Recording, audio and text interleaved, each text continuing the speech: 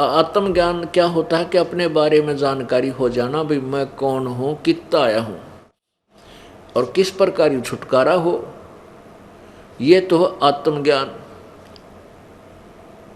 और ये आत्मज्ञान क्या कहा करते थे, वह समाधि ला ले और आत्मा का साक्षात्कार कर।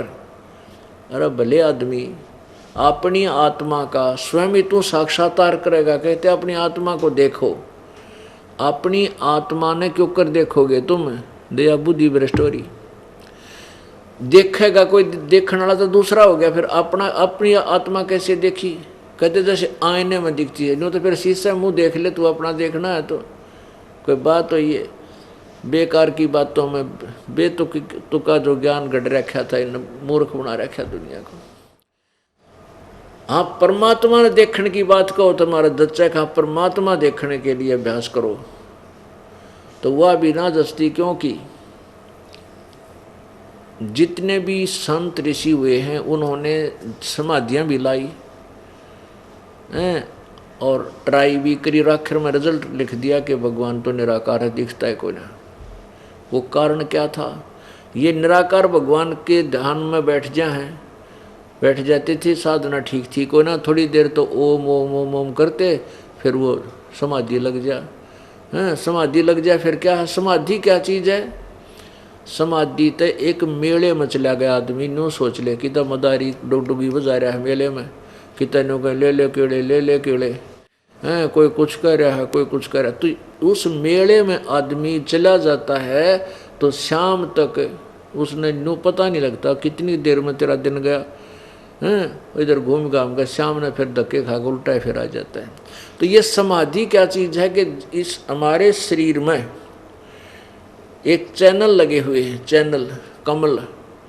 और ये जो समाधिस्थ वही व्यक्ति हो सकता है जिसके पूर्व जन्म की कोई ये अभ्यास पहले किया करता था पूर्व जन्मों में, और कुछ पुण्य इसके साथ है, तो वो समाधिस्थ होने का वो हो जाता है। कैसे होता है, उसका कोई कुदरती पिछले जन्म का कोई कमल खुल रहा होता है। अंदर हमारे शरीर में कमल बने हैं, मूल कमल, स्वाद कमल, नाभि कमल, हृदय कमल, कंठ कमल। तो इनमें से उसका कोई कमल खुला हुआ होता पिछले संस्कारों से। हमने असंग जन्म हो गए, ये डलेड होता न, पर खूब परमात्मा पाने की कोशिश कर रहे हैं, पर तो रास्ता ठीक ना होने से हम यही रह जाते हैं।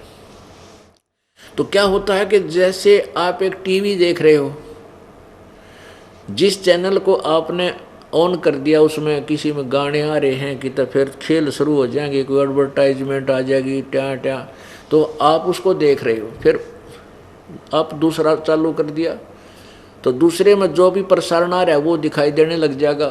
तीसरा शुरू कर दिया, तीसरे में कुछ और चीज़ आ गई आपको।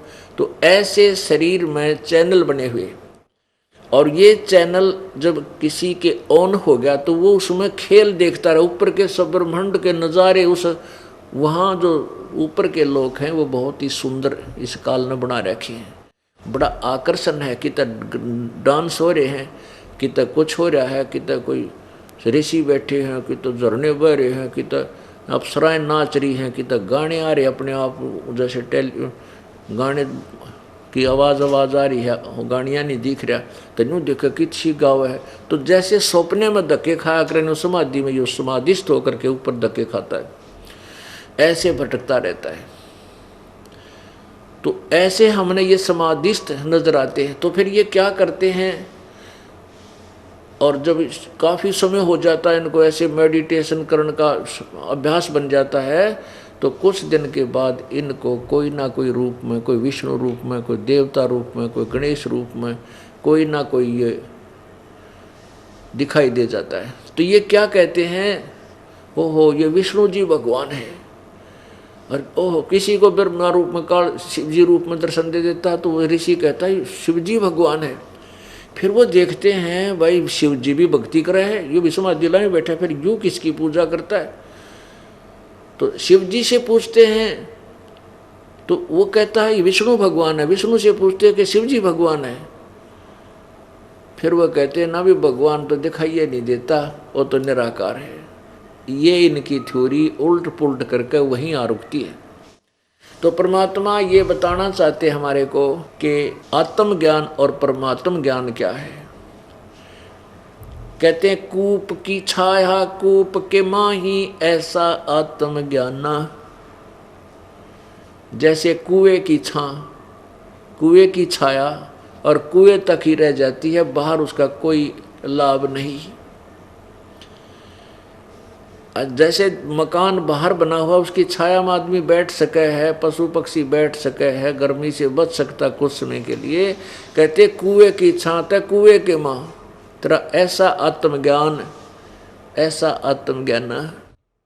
यानी आपने जो पता लग गया हम महादुखी हैं और ये तो बहुत बुरा लोक है, तो आपके पास विधि नहीं, उस कुएं मत निकलने का कोई तरीका नहीं, तो वो ज्ञान भी व्यर्थ है। जैसे आप सभी पुण्यात्मा कहीं ना कहीं संत ऋषि के चक्कर में फंसे हुए हो, क्योंकि आपको पता लग गया है कि भक्ति करनी चाहिए और आत्म कल्याण कराना चाहिए। आपको रास्ता ठीक नहीं मिला तो आपकी कुएं की छाया कुएं के मां तेरा ऐसा आत्मज्ञान। अब हम परमात्म ज्ञान के विषय में जानकारी देंगे। परमात्मा सर्वश्रेष्ठ प्रभु। तो हमने साक्षात्कार परमात्मा का करना है, अपनी आत्मा का के करांगे करके बता। अपना बिरान में टियोरी हो रहा साक्षात्कार, कोई कुत्ता बना अंडा, कोई गधा बन रहे, सारे साक्षात्कार हो रहे हैं सबके। तो हमने तो परमात्मा का साक्षात्कार करना है, ना कि अपनी आत्मा का। अपनी आत्मा की दुर्गति हमने बिरान सारी सबकी हो रही। तो वो परमात्मा कौन है, कैसा है, कहाँ रहता है, उसका नाम क्या है, उसके पाने की विधि क्या है, ये परमात्म ज्ञान है, ये तत्व ज्ञान है। और ये परमात्म ज्ञान परमात्मा ने स्वयं ही आकर के यहाँ बताया है। बाकी किसी के पास ज्ञान नाम की छींट नहीं है, एक किरका भी नहीं है, एक कण भी नहीं है ज्ञान का। कोरा अज्ञान डरे डो है। तो यहाँ क्या बता रहे हैं, परमात्मा ने स्वयं ही आकर के हमें बताया कि भाई तुम इस काल के जाल में कैसे फंसे। पुण्यात्माओं, अभी तक ये दंत कथा सुनाया करते। अब जैसे सभी प्राणी परमात्मा की भक्ति करते हैं और आत्म कल्याण चाहते हैं, आपको सभी ऋषि महर्षियों के और ये नकली वर्तमान के पंथों की सारे सदग्रंथ आपके सामने दिखा रखे दास ने, कि सभी कहते हैं पार हो जाओ नहीं तो काल के मुख में रह जाओगे। सारे काल के मुख में एक समय एक शिकारी, एक समय एक तोता पकड़ लिया किसी ने, और वो तोता पिंजरे में बंद करके वो बेचने के लिए जा रहा था। आगे तो एक साधु संत मिल गया, भक्त दयालु इंसान। उसने विचार किया कि ये तोता जंगल में घूमने वाला फ्री यानी बहुत स्वतंत्र पक्षी पिंजरे में फंस गया, सारी उम्र इसमें रहेगा, क्यों ना मैं इस तोता बेचने वाले से इसको लेकर के और जंगल में छोड़ दूं, पुण्य होगा। उसने इसी दृष्टिकोण से वो 5 रुपये में तोता ले लिया पिंजरे समेत। अब उस भगत ने सोचा, उस संत ने सोचा कि मैं इसने कुछ शिक्षा दे दूं, पढ़ा दूं, कहीं वो फेर ना चक्कर में फंस जा। अब उस जाकर के श्री ऋषि ने उस तोते से कहा, भाई तोता राम, तू क्यों कर फंसा भाई इस जाल में, कैसे फंसा तू पिंजरे में? कहने लगा जी शिकारी आया था और वहाँ दाने डाल दिए, हम दाने खाने लग गए, कणक गेहूँ बाजरा ज्वार डाल दी, हम वो खाने लग गए और शिकारी ने जाल डाल दिया, हम जाल में न्यों फंस गए। तो वो संत कहने लगा, भाई तोता राम, जय मैं तने छोड़ दूँ, खोल दूँ, तू आगे तो जाल में नहीं फंसेगा। अक ना जी, अक सुन ले तो ध्यान रखिए, देखिए ख्यास रखिए, और तोतों और अपने साथी तोतों को बता देना, पक्षियों को, भाई शिकारी आवेगा और जाल दाने डालेगा, जाल डालेगा, दाने डालेगा, तुम दाने मत खाइयो, दाने नहीं खाओगे तो फंसोगे कैसे? हाँ जी बिल्कुल ठीक है। तो उस तोते तो फिर बोला, गुरुजी बोला, भाई यो जो मैंने तेरे को एक विधि बताई है तेरा याद होगी? तोता बोला, जी कति याद होगी, सुना। शिकारी आवेगा, दाने डालेगा, जाल बिछावेगा, हम दाने नहीं खावांगे तो जाल में कैसे फंसेंगे? अब गुरुजी ने 2 4 10 बार उसे एक पाठ सुना, तोते ने फटाफट सुना दिया।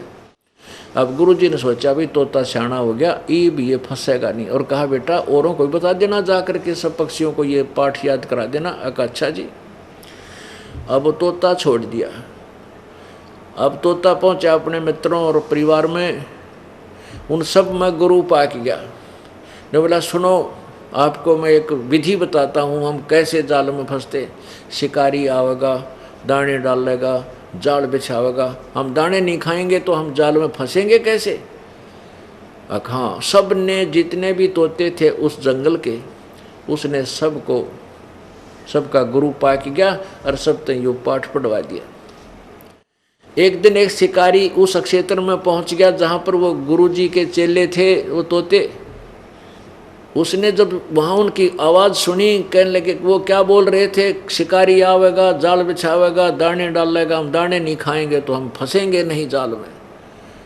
अब शिकारी ने सोचा, भाई तू तो आज रोंग स्थान पर आ गया, गलत जगह आ गया, तो सारे तोते पढ़े पढ़ाए हैं तो एक भी ना फंसा जाल में, बात बिगड़ गया। तो भाई 5-6 किलोमीटर जंगल में आया, यहाँ तो कसूते, ये तो ज्ञानवान आदमी टकरा गए, पक्षी टकरा गए, तो एक भी ना फंसा। उसने सोचा चल कुछ दाने डालकर जाल बिछा देता हूँ, थोड़ी बहुत देर देख लेता हूँ, को फंसेगा ठीक से, न ठा कर जाल चल पड़ूंगा। उसने दाने डाल दिए, जाल बिछा दी। वो मेरे जैसा गुरु बन रहा, सबसे पहले वो पहुंचा दाने खान, फिर उसके चेले सारे, और दाने खा रहे हैं और कह रहे हैं शिकारी आवेगा, जाल बिछावेगा, दाने डालेगा, हम दाने नहीं खाएंगे तो हम फंसेंगे कैसे? अब शिकारी ने सोचा, रहे तो कति बोली पीरियड बांडे बांडे हैं, इनमें हरदम जगह कति नहीं। उसने वो जब हो रही है ना 20 30 50 उसमें इकट्ठे हुआ जाल खींच ली, सारे जाल के वहाँ। अब उसने करके इकट्ठा जाल पीछे डाल लिया, और वो तोते कमर में लटका लिए चल पड़ा वापस। अब बड़ा दाव लग गया आज तो। अब वो जाल में फंसे हुए भी क्या कहते जा रहे हैं कि शिकारी आवेगा, दाने डालेगा, जाल बिछावेगा, हम दाने नहीं खाएंगे, जाल में कैसे फंसेंगे? और अंदर फंसे पड़े सारे। अब पुण्यात्माओं, इन गुरुओं की जो सचलोक और सचखंड की कथा सुनावे हैं, और उसके चेले फिर वही गुण गाते फिरते, ये सारे उस वो पढ़े पढ़ाए तोते हैं। असर किस्से का नहीं है, ना उनके पास विधि है वो छूट जाने की, केवल बनावटी बातें हैं। तो पुण्यात्माओं, ये जो ज्ञान कहते हैं, करनी तज कथनी कथाएं, अज्ञानी दिन रात और कुकर जो भोकत फिरे, ये सुनी सुनाई बात। हम सभी काल के जाल में फंसे हुए हैं, और पुण्यात्माओं ये कथा आपको सुनाई जाती है, ये ज्ञान दिया जाता है, तुम उस तोते वाला काम मत करियो, इसने आप तक ग्रहण करो, को नहीं रोरा न बताने लग जाओ। आप भी उसमें अमल करो और औरों को भी सुनाओ, और लेकिन दृढ़ करके काल के जाल से निकलने का सचमुच प्रयत्न करो। कहते हैं ये बातें कहने सुन की नहीं, ये कर पाड़ने की हैं। ये केवल कहने सुन तो बात नहीं पड़ेगी, ये करें पार पड़ेगी, पीछा छुटवाना पड़ेगा। अब आपको परमात्मा की कथा सुनाते हैं, हम कैसे काल के जाल में फंसे। सृष्टि रचना। पुण्यात्माओं, जब तक आपको सृष्टि रचना का ज्ञान नहीं होगा, आप आध्यात्मिक मार्ग को, अध्यात्म ज्ञान को कह भी नहीं समझ सकोगे। सृष्टि ज्ञान को आपने कति रटना पड़ेगा। जैसा कि हम इन गुरुओं से सुना करते थे कि ब्रह्मा विष्णु महेश तो अजरो अमर हैं, इनके कोई माता पिता नहीं है, ये तो सर्वशक्तिमान हैं, सर्वेश्वर हैं, महेश्वर हैं, मर्तुंजय हैं, कालज्य हैं, पता नहीं क्या उपमा दे रखी थी। और ये खुद कहते हैं हमारा तो जन्म और मृत्यु होता है, इनके माता पिता लिखे हुए इनकी जीवनी में, इन पुराणों में लिखा हुआ। और ये हमारे जो पूर्वज थे, हमारे हिंदू धर्म के गुरुजी थे, वह हमारे माता पिता पूर्वजों को ये भी नहीं बता सके इन पुराणों में लिखा क्या है, केवल दंत कथा सुनाते थे, उनके विपरीत ज्ञान देते थे। अब ये कथा आपको सुनाएगा ये दास, जो प्रथम बार सुनेगा उसको तो ऐसा लगेगा जैसे ये बनावटी सी बातें हैं, और जब आपके को ये दास प्रमाण दिखाएगा आप दांतों तले उंगली दबाओगे को हो सचमुच या तो सारी कहानी ऐसे थी। सबसे पहले केवल एक परमात्मा सत्य पुरुष, सत्य पुरुष का वास्तविक अर्थ होता अविनाशी परमात्मा, अविनाशी प्रभु। वो अनामी लोक में रहता था, अकय लोक भी बोलते हैं उसको, अकय लोक।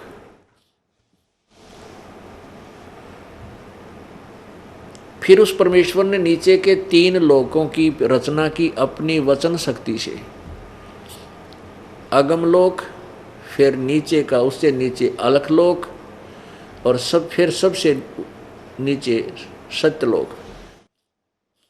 ऐसे उस अनामी लोक से अन्य 3 लोकों की ओर उस परमेश्वर पूर्ण परमात्मा ने, पूर्ण प्रभु ने यानी कबीर देव ने रचना की। और ऊपर के 3 लोकों को यानी अविनाशी रूप में, स्थायी रूप में रचा, वो कभी नाश में नहीं आएंगे। उसी एक परमात्मा ने अपने अनेक रूप बनाए। अगम लोक में वही अगम पुरुष हुआ, अलख लोक में वही अलख पुरुष, पुरुष माने परमात्मा प्रभु, और सत्य लोक में वो सतपुरुष हुआ अविनाशी परमात्मा।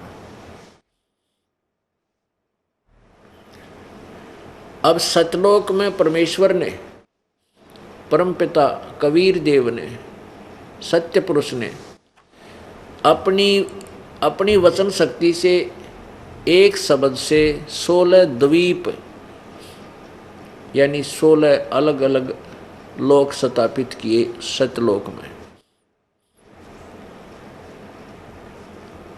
और फिर 16 शब्दों से 16 पुत्रों की उत्पत्ति की। उनको अलग भिन्न भिन्न द्वीप में रहने की आज्ञा दे दी। परमेश्वर ने अपने पुत्र अचिंत को, उन 16 में से एक अचिंत नाम का पुत्र है, उससे कहा कि बेटा तू अब सृष्टि रचना कर रहे। अब परमात्मा ने इसलिए सारा कुछ किया था कि ये बालक कहीं फिर बाद में टांग ना अड़ावें, इनकी इस अक्षमता से अभी परिचित करवा देता हूं इनको, तुम्हारी कितनी औकात है। अचिंत ने अपनी वचन शक्ति से अक्षर पुरुष की उत्पत्ति की, जिसको परब्रह्म कहते हैं। अक्षर पुरुष वहाँ एक तालाब है अमृत से भरा हुआ, उस अमृत सरोवर में स्नान करने के लिए चला गया। वहाँ जाकर के वो मस्ती से लेट गया जल में और गहरा जाकर के सो गया, नींद आ गई। पुण्यात्माओं, सतलोक में श्वासों से शरीर नहीं है, श्वासों से जीवन नहीं है। वहाँ शरीर जो है असनाविरम अकायम, शुक्रम अकायम असनाविरम, वो शुक्र से बनी हुई, माता पिता के योग से बने हुए की काया नहीं है। वो जो यहाँ का मटेरियल है, ये मटेरियल वहाँ नहीं है। नाड़ियों से बना हुआ शरीर नहीं है, वो श्वास की वहाँ आवश्यकता नहीं है। तो तालाब में सो गया, काफ़ी समय तक बाहर नहीं आया। तब कबीर परमात्मा ने, सत्य पुरुष ने उसी अमृत सरोवर से जल लेकर के अपनी सिद्धि शक्ति से, अपनी वचन शक्ति से एक अंडा बनाया। उस अंडे में एक अपने वचन से आत्मा प्रवेश की। उस अंडे को जल में छोड़ दिया। वो गड़गड़ गड़गड़ करता हुआ जब नीचे गया तो अक्षर पुरुष उस परब्रह्म की आंख निंद्रा भंग होगी। उसने कुछ क्रोध हुआ कि मेरे को किसने जगा दिया, मेरी निंद्रा भंग किसने कर दी। तो इस दृष्टि से गुस्से में देखा तो वो अंडा दो भाग हो गया। उसमें से ये ज्योति निरंजन निकला और इससे कहा, इन दोनों से परमात्मा ने कहा कि तुम बाहर आओ। अक्षर पुरुष तो निंद्रा में था, तुझे जगाने के लिए सब किया गया, तुम दोनों बाहर आ जाओ और जाकर के तुम अचिंत के लोक में रहो। अब वो तीनों अचिंत और ये क्षर पुरुष यानी काल जो आगे चल के काल कहलाया और अक्षर पुरुष, ये तीनों एक द्वीप में रहने लगे और शेष जो अलग थे वो 15 एक एक द्वीप में अलग अलग रह रहे थे।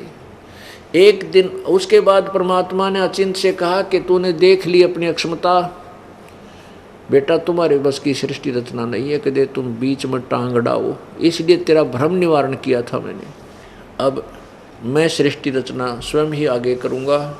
तो परमात्मा ने अपने शरीर, अपने वचन से, अपने शरीर से हम सबको उत्पन्न किया। वहाँ वचन से उत्पत्ति हुई तो हम सभी आत्मा वहाँ मानव सदृश शरीर में, और सुंदर शरीर हमारा 16 सूर्य जितना, जैसे 16 सूर्य का प्रकाश हो पर गर्मी ना हो इसमें, इतना सुंदर शरीर एक आत्मा का वहाँ सतलोक में है। और इतने तेज पुंज का नूर का शरीर, जैसे ये 5 तत्वों से बना हुआ शरीर है। 5 तत्व ये मिट्टी, हवा, अग्नि, वायु, आकाश, ये जल, वायु, यानी ये 5 तत्वों से बना है। इसमें कितना दिखाई देते हैं, कितना सुंदर है देखो। ऐसे ही वहाँ तेज से एक तत्व से बना हुआ शरीर हमारा है और बहुत इससे तो असंख्य गुणा प्यारा और सुंदर शरीर है वो। तो वहाँ हम रहने लगे। इसी तरह परिवार है, वहाँ पर परमात्मा साकार है, सब प्राणी साकार हैं, वहाँ सब आत्मा साकार है। हंस नाम है उनका वहाँ पर, और परमात्मा को परमहंस कहते हैं। हम सभी वहाँ रह रहे थे, कोई दुख नहीं था, कोई शरीर में कोई रोग नहीं था और सारी सुविधाएं थी वहाँ पर। 4 मुक्ति जहाँ चंपी करती माया होरी दासी। होय होय, यहाँ कितनी साधना करके बिरानी ना जाने कितने समय तक तप साधना तपसत करके चौथी मुक्ति, 4 मुक्ति प्राप्त होती हैं।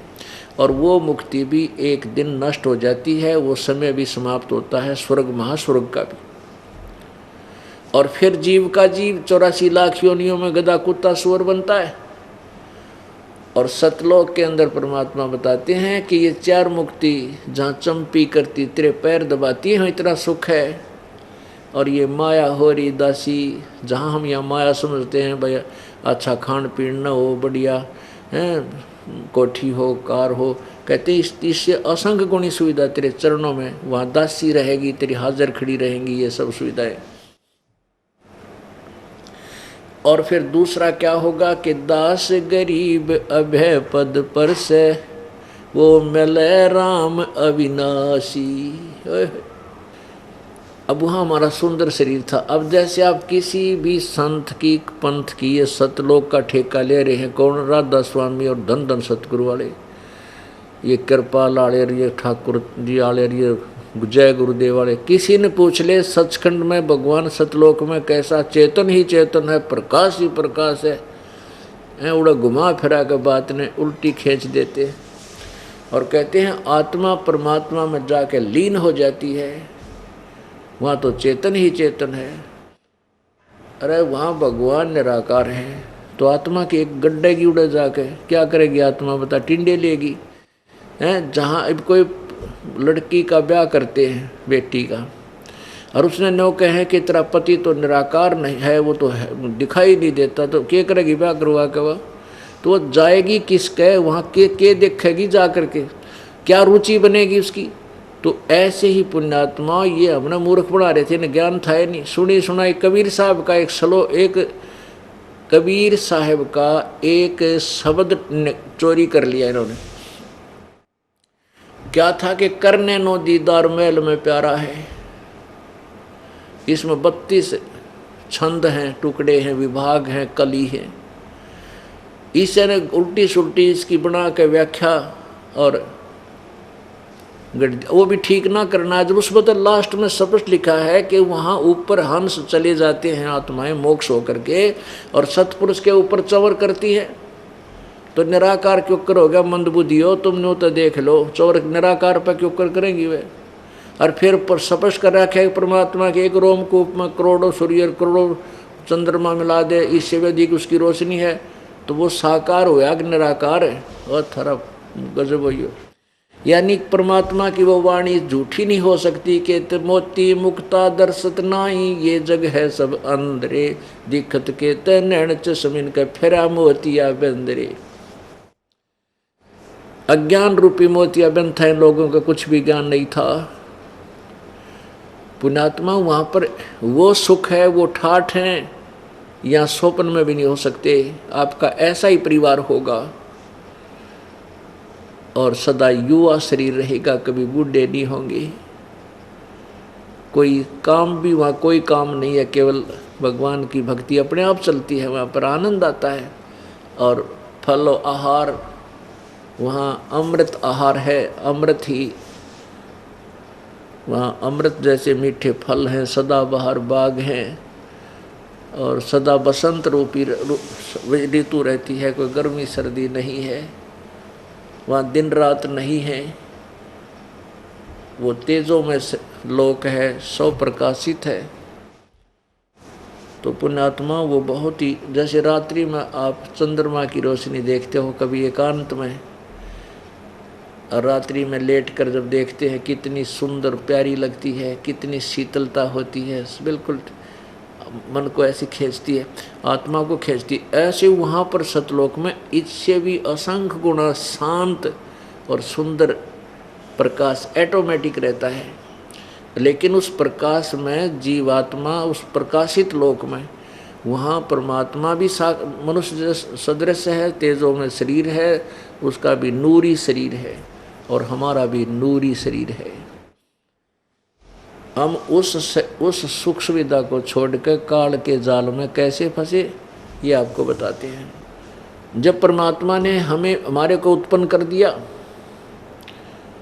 और हम वहाँ ठाठ से रह रहे थे, कोई कष्ट नहीं था, बड़े आनंद से बहुत समय बीत गया था। तो उसके बाद एक समय, कुछ समय के उपरांत इस ज्योति निरंजन जो अंडे से निकला था, उसके मन में खरपतवार उत्पन्न हो गया। उसने सोचा कि मैं और अचिंत और ये अक्षर पुरुष, हम तीन तो एक द्वीप में, और बाकी मेरे भाईपन ये सभी जितनी आत्माएं हैं सारे न्यारे न्यारे एक एक द्वीप में। अब मैं अपना अलग स्थान प्राप्त करूंगा। इस दृष्टिकोण से उसने क्या किया, तपस्या आरंभ कर दी। तप से राज्य प्राप्त होता है। तो उसने इस दृष्टिकोण से एक पैर पे खड़ा होकर ज्योति निरंजन अर्थात अक्षर पुरुष ने तपस्या प्रारंभ कर दी। काफी समय तक 70 युग तक उसने एक पैर पे खड़ा होकर के तपस्या की। अब हम सब आत्मा जो अपने पिता परमात्मा से आस्था हटा करके, हम सभी आत्माएं उस ज्योति निरंजन इस काल के ऊपर आसक्त हो गए, केवल इस बात पे कि देखो एक कितना तप कर रहा है, वो कितनी देर से खड़ा हो। हम इसको चाहने लग गए, हम पतिव्रता पद से गिर गए।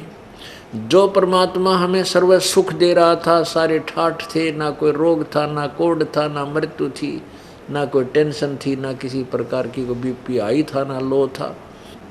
हम उसको भूल के और इस नकली के पाछे लाग दिए। हम इसको चाहने लगे ज्योति निरंजन को। परमात्मा ने आकाशवाणी की कि बच्चों तुम मत इसकी तरफ ध्यान दो, तुम अपना कर्म अपनी मस्त रहो, भक्ति करो। हम ऊपर से तो सावधान हो गए और अंदर से उसकी चाह हमारे दिल से गई नहीं। परमात्मा कबीर देव अंतर्यामी हैं, वो जान गए कि इनका अंतःकरण बिगड़ गया और ये पति व्रता पद से गिर चुके हैं।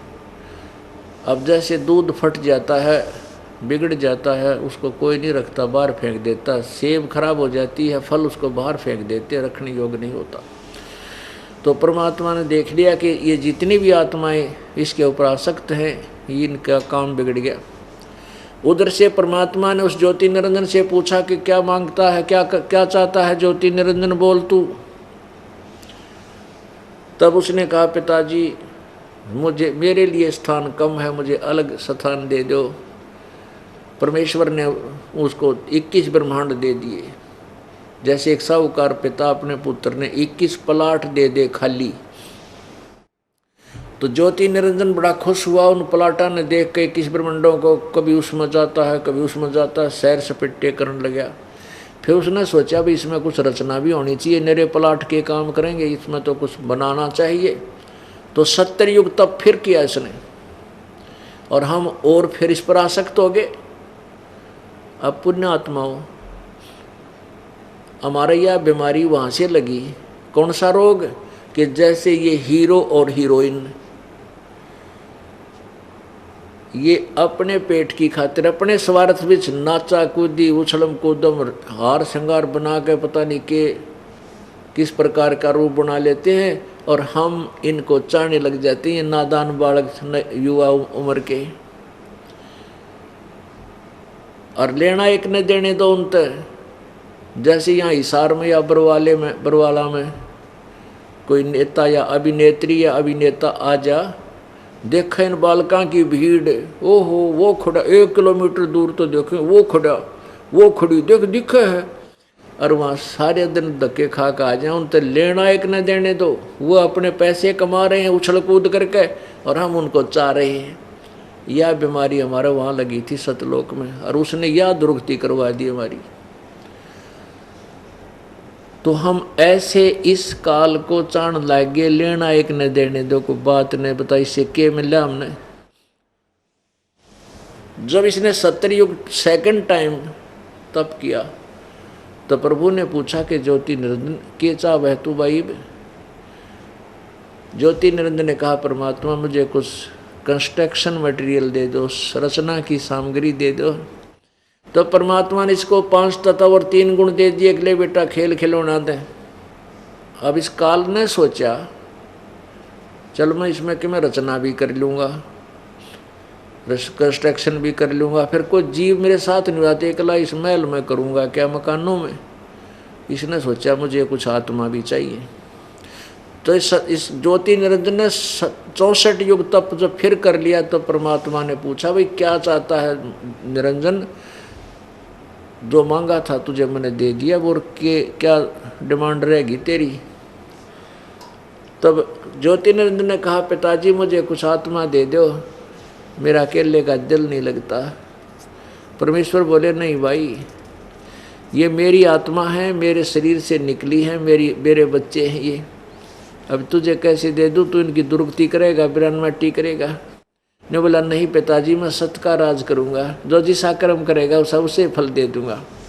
पहले परमात्मा ने ये से वचनबद्ध करवा दिया जानबूझ करके। ये आत्मा तो कंडम है, यहाँ रखण जोगी रही को ना सतलोक में, और इस काल का फंसेंगे कदे न और काल ना कर दे। इसलिए पहले इससे कहला दिया कि जो जैसे कर्म करेगा मैं वैसे ही फल दे दूँगा, मैं दुखी नहीं करूँगा। अच्छा, परमात्मा बोला, भाई देख, तेरे किसी भी जप तप के बदले में आत्मा नहीं दे सकता। हाँ, एक तरीका है, यदि कोई तेरे सब इच्छा से अपने तेरे साथ जाना चाहती है इन आत्माओं में, तो तू ले जा, पूछ ले इनका।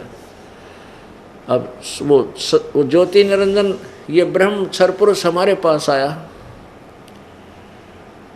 और हम इसके आते इसके चारों तरफ इकट्ठे हो गए। जो आज ये कुत्ते गधे सुअर चींटी हाथी राजा ब्रह्मा विष्णु महेश और बने बैठे हैं, दुर्गा, ये सारे वहाँ थे, और इसके चारों तरफ इकट्ठे हो गए।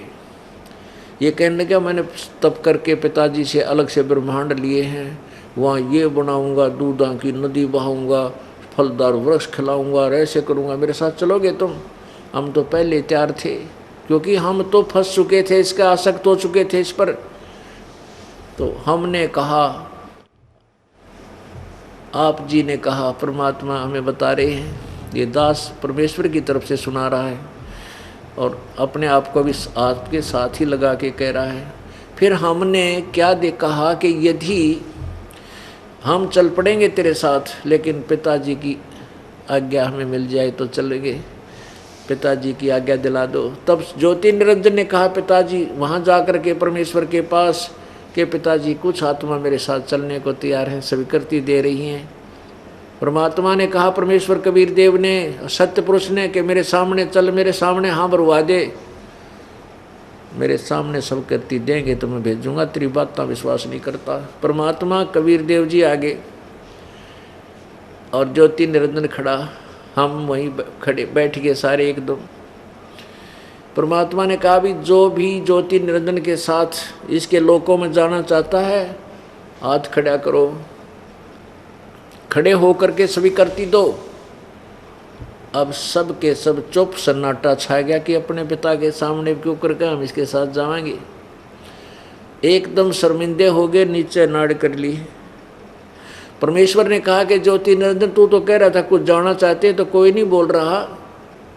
तब एक आत्मा ने सोचा कदे बात बिगड़ जाए और स्वीकृति ना मिले, फटाफट खड़ी होगी। सबसे पहले देर किया, हिम्मत की।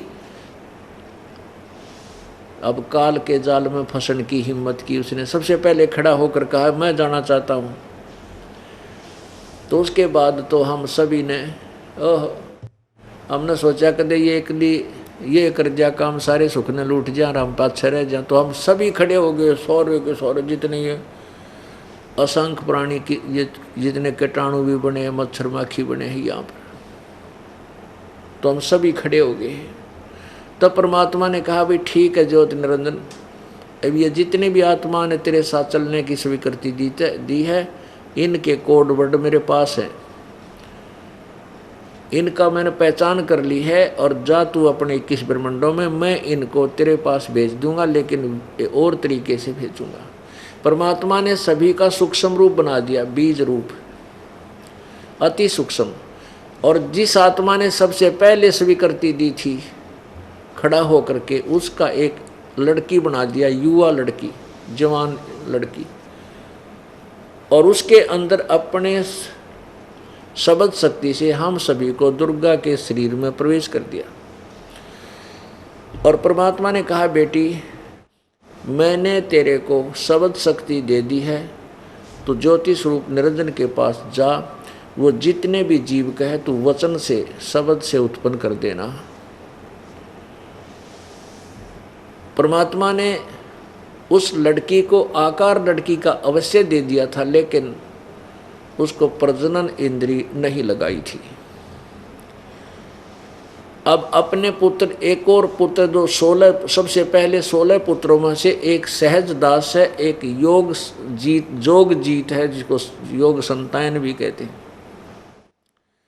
तो उनमें से सहज दास से कहा कि जा बेटा अपनी बहन को तो निरंजन के पास छोड़ के आ, और उसको बता देना कि मैंने इस बहन को, बेटी को आशीर्वाद दे दिया है, वचन शक्ति दे दी है, और सभी आत्मा इसके शरीर में प्रवेश कर दी जो तेरे साथ आना चाह थी। ये अपने वचन से ये जितने तू जीव कहेगा बना देगी। अब सहजदास ने जाके ज्योति नंदन के पास वो युवा लड़की अपनी बहन खड़ी कर दी और कहा, पिताजी का आदेश है भाई, ये लड़की, ये दुर्गा, वो प्रकृति देवी, जिसको प्रकृति देवी कहते हैं, जिसको दुर्गा भी कहते हैं, शक्ति भी कहते हैं, अष्टांगी भी कहते हैं, वो वहाँ खड़ी कर दी और कहा कि इसको पिताजी ने शब्द शक्ति दे दी है, वचन शक्ति दे दी है, जितने जीव कहेगा या बना देगी, उत्पन्न कर देगी वचन से। ये कह करके सहजदास तो वापस आ गया। उधर से युवा लड़की को देख करके ज्योति निरंजन के मन में दोष आ गया। इतना आत्मा में दोष भर गया कि उसने लड़की के साथ बलात्कार करने की चेष्टा की। लड़की ने कहा, ज्योति निरंजन तू बात सुन मेरी, देख पहले तू मेरा बड़ा भाई है, क्योंकि हमारे से पहले तेरी उत्पत्ति अंडे से हुई है, और मैं तेरी छोटी बहन हूँ, और बहन भाई का ये ऐसा कर्म घोर पाप है भाई, तो मुझे टच मत कर। लेकिन इतना विषय वासना वश हो गया ये पापात्मा ज्योति निरंजन, ये इसने आगा देखा ना पीछा देखा, और लड़की को जबरदस्ती ग्रहण करने की चेष्टा की। अब दुर्गा ने और कोई तरीका नहीं देखा, अपनी इज्जत रक्षा का सूक्ष्म रूप बनाया। इसके जो से मुंह खोल रखा था बकवादों में, मुंह के द्वारा पेट में शरण ले ली। वहाँ से आवाज़ लगाई, पिताजी मेरी रक्षा करो रक्षा करो, मैं ऐसे ऐसे इसने मेरे साथ बदतमीजी करना चाहे, मैंने इसकी पेट में शरण ली है। तब परमात्मा ने कहा कि हो गया ड्रामा शुरू भाई, अभी क्या है, अभी तो देखना थारे गिल के करेगा यो, अभी तो ये तो पहला तोहफा है तुम्हें। अब परमात्मा स्वयं वहां पहुंचे अपने पुत्र जोगजीत के रूप में, और वहां से कहा कि जोगजीत सुन ले आदेश परम पिता का, तूने ऐसे सच्चे लोक में ये बदतमीजी की है, तू यहाँ रहने योग्य नहीं है, और तूने इस लड़की को खा लिया है, ये तेरे शरीर अब दुख पा करके तेरे शरीर में पहुंच गई है। आज से तेरा नाम काल होगा, 1 लाख मानव शरीरधारी प्राणियों को नित आहार करेगा, और 1.25 लाख रोज उत्पत्ति करेगा, और लेकर तेरे 21 ब्रह्मांड ने यहाँ से चला जा। अब वहाँ से इतना वचन कहा था, अपने आप ये वो लड़की पेट से निकाल दी परमात्मा ने, दुर्गा को काल के पेट से निकाल दिया, बाहर खड़ी कर दी, और जाओ तुम अपने भोगो कर्म जिसे तुम न करे। अब उनको 21 ब्रह्मांड वहाँ से चल पड़े, जैसे वायुयान चलता है, जहाज चलता है, हवाई जहाज, और वहाँ से 16 शंख कोश की दूरी पर जाकर रुक जाओ। 16 शंख कोश की दूरी पर आकर के ये 21 ब्रह्मांड काल के रुक गए। अब काल ने कहा दुर्गा से, अब मेरा कौन के बिगाड़ेगा, जो सजा मुझे मिलनी थी मिल गई, और अब तेरे साथ अब मैं, फिर उसने वही चेष्टा की बकवाद करने की, कहा कि मैं अब मनमानी करूँगा। दुर्गा ने फिर कहा कि ज्योति निरंजन, पहले तो तू मेरा बड़ा भाई, मैं तेरी छोटी बहन, एक पिता की संतान, और दूसरे में तेरे पेट से बाहर आई तेरी बेटी होगी, कम से कम कुछ तो लिहाज रख ले, ऐसा जुल्म ना कर, मेरे पास वचन शक्ति है, मैं जितने तू जीव कहेगा मैं उत्पन्न कर दूंगी। लेकिन इतना वासना विषय वासना वश हो गया ये काल, कामदेव वश हो गया, इसने एक नहीं सुनी, दुर्गा से जबरदस्ती शादी की, और 3 पुत्रों की उत्पत्ति की, ब्रह्मा विष्णु महेश इनके नाम रख दिए, तीनों को एक एक गुण युक्त कर दिया, रजगुण ब्रह्मा, सतगुण विष्णु, तम गुण शिव जी बना दिया। अब पुण्य आत्माओं,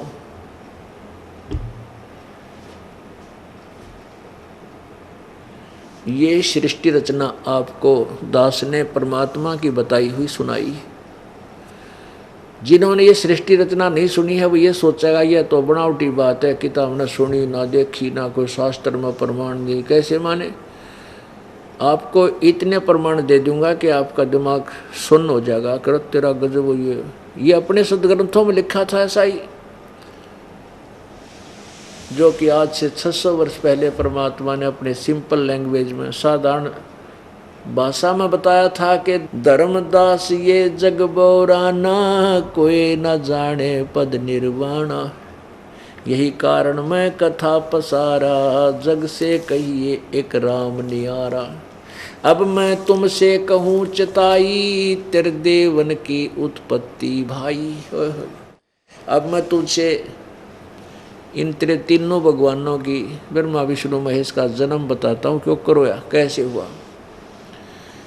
अब ये जैसे दास ने कल आपको यह कथा सुनाई थी, परमात्मा की अमर वाणी सुनाई थी, कबीर वाणी, अब आज समझ में आओगी आप क्या, कैसे अब मैं तुमसे कहूँ चिताई तेरे देवन की उत्पत्ति। भाई तेरे तीनों देवता रजगुण ब्रह्मा सतगुण विष्णु तमगुण शिव जी की उत्पत्ति सुनाता हूँ, बताता हूँ कैसे इनका जन्म हुआ।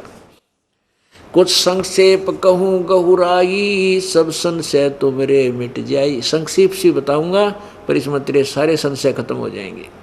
भरम गए जग वेद पुराना आदि राम का भेद न जान्या। इन वेद पुराण पढ़ कर सारे भ्रमित हैं। उस आदि राम सर्वशक्तिमान सबसे पहले वाले परमात्मा सनातन पर ब्रह्म के विषय में किसी को ज्ञान नहीं। अब जो मैं कथा सुनाने जा रहा हूँ, कहते हैं राम राम सब जगत बखाने आदि राम कोई बिरलाए जाने। ज्ञानी सुने सो हृदय लगाई मूर्ख सुने तो गम ना पाई। अब वो कथा सुनाने जा रहा हूँ धर्मदास तुझे। परमेश्वर कबीर जी कहते हैं अपनी प्यारी आत्मा एक धर्मदास भगत श्रेष्ठ भगत था, उसको जाकर मिले थे, वो सारी कहानी सतलोक दिखाया, सारा कुछ बताया।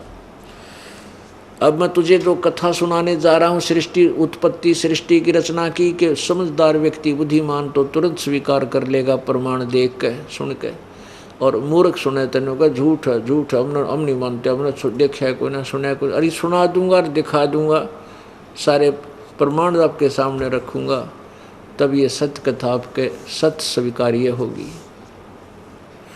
भाई माँ अष्टंगी पिता निरंजन ये जम दारुण वंशन अंजन। इनकी माता दुर्गा है अष्टंगी ब्रह्मा विष्णु महेश की, और पिता ये ज्योति निरंजन काल है। ओए पहले कीन निरंजन राई पीछे से माया उपजाई। पहले तो ज्योति निरंजन की उत्पत्ति की परमात्मा कबीर जी ने स्वयं, अपनी महिमा आप ही बता रहा है, और पीछे से दुर्गा यानी सबको वचन से उत्पन्न किया। फिर दुर्गा ने सबसे पहले हाथ खड़ा किया, इसकी दुर्गा रूप दे दिया, इसको माया भी कहते हैं। पहले कीन निरंजन राई पीछे से माया उपजाई। माया रूप देख अति शोभा देव निरंजन तन मन लोभा। दुर्गा के सुंदर रूप को देख करके कहते हैं ज्योति निरंजन का मन डगमग हो गया। कामदेव धर्मराय सताए देवी को तुरंत धर खाए। पेट से देवी करी पुकारा हे साहेब मेरा करो उबारा। पेट तक आवाज लगाई, कहते टेर सुनी तब हम ता आए अष्टंगी को बंद छुड़वाए। जब उसकी पुकार सुनी तो मैं वहाँ गया उसके 21 ब्रह्मंडों में, और दुर्गा को उसके पेट से निकाला, उसकी बंद छुड़वाई। सतलोक में कीन्हा दुराचारी काल निरंजन दी नैनकारी। इन्होंने वहाँ दुराचार किया था ज्योति निरंजन ने, इसलिए वहाँ से ये भगा दिया था, यहाँ डाल दिया। माया समेत दिया भगाई 16 शंख कोस दूरी पर आई। अष्टंगी और काल अब दोई मंद कर्म से गए बिगोई। अब देखो कहते हैं ये काल और ये दुर्गा अष्टंगी ये अपने ही दुष्कर्म के कारण विनाश को प्राप्त हुए। अब मंद कर्म यानी निकम्मा काम निरंजन ने तो किया, वहाँ इसके साथ दुर्व्यवहार करना चाहा, ये मंद कर्म। और दुर्गा ने मंद कर्म किया कि अपने पिता परम पिता को छोड़कर इस काल के ऊपर आसक्त हुई, इसलिए इसकी विरानुमाटी दुर्गति हुई। आप पढ़ कर देखो इस दुर्गा की दुर्गति। कभी तो महिषासुर इसका पाछा पड़ रहा है, कभी कोई साला राक्षस गेल भाज रहा है, कि तो इसकी और नाड़ काट दी किसी ने, कि तो कुछ हो रहा है। तो ये इतनी विरानुमाटी इसकी, यहाँ एक पल भी चैन नहीं इसको। अब क्या बताते हैं, अष्टंगी और काल अब दोई मंद कर्म से गए बिगोई। धर्मराय को हिकमत की ना नख रेखा से भग कर लेना। दुर्गा के स्त्री इंद्री नहीं थी, केवल रूप स्त्री का था, तो इस काल ने अपने नाखनों से ये भग बनाया और फिर इसने 3 पुत्रों की उत्पत्ति की। धर्मराय को हिकमत कीना, नखरेखा से भग कर लीना। धर्मराय कीने भोग विलासा, माया को रही तब आशा। कहते हैं फिर दुर्गा गर्भवती होगी। 3 पुत्र अष्टंगी जाए, ब्रह्मा विष्णु शिव नाम धराए। 3 देव विस्तार चलावे, इनमें यो जग धोखा खावे। इस काल के विस्तार को ये 3 पुत्र काल के चला रहे हैं और इन्हीं की पूजा में, इसी में ये लोग भोली आत्मा धोखा खा रहे हैं, इन्हीं की पूजा में लगे हुए हैं। पुरुष गम कैसे कोई पावे, काल निरंजन जग फरमावे। अब कहते हैं उस परम पिता परमात्मा के विषय में कौन समझे, यो काल सभी को भ्रमित करके उल्टा ज्ञान दे देता है। पुरुष गम कैसे कोई पावे, काल निरंजन जग भरमावे। 3 लोक अपने सुत दीना, सुन निरंजन बासा लीना। अपने तीनों पुत्रों को ये 3 लोक देकर और स्वयं ब्रह्मलोक में सबसे ऊपर के स्थान पर ये काल विराजमान है, सुन शिखर में बैठा है। 3 लोक अपने सुत दीना, अपने सुतों को अपने पुत्रों को दे दिया। और सुन निरंजन बासा लीना, अलख निरंजन सुन ठिकाना, ब्रह्मा विष्णु शिव भेद न जाना। अब ब्रह्मा विष्णु महेश भी तपस्या करते हैं, भगवान ढूंढांगे, वो मिलता कोई ना। कहते हैं इन्होंने ब्रह्मा विष्णु महेश को ये ज्योति निरंजन के दर्शन नहीं होली, ये भी नहीं मिलता। 3 देव सो उसको ध्यावे, निरंजन का वो पार न पावे। अलख निरंजन बड़ा बटपारा। इस ज्योति निरंजन को परमात्मा कबीर जी कहते हैं बड़ा बटपारा माने ठग धोखेबाज आयो। अलख निरंजन बड़ा बटपारा, 3 लोक जीव करे आहारा। 3 लोक के जीवों को खा रहा है।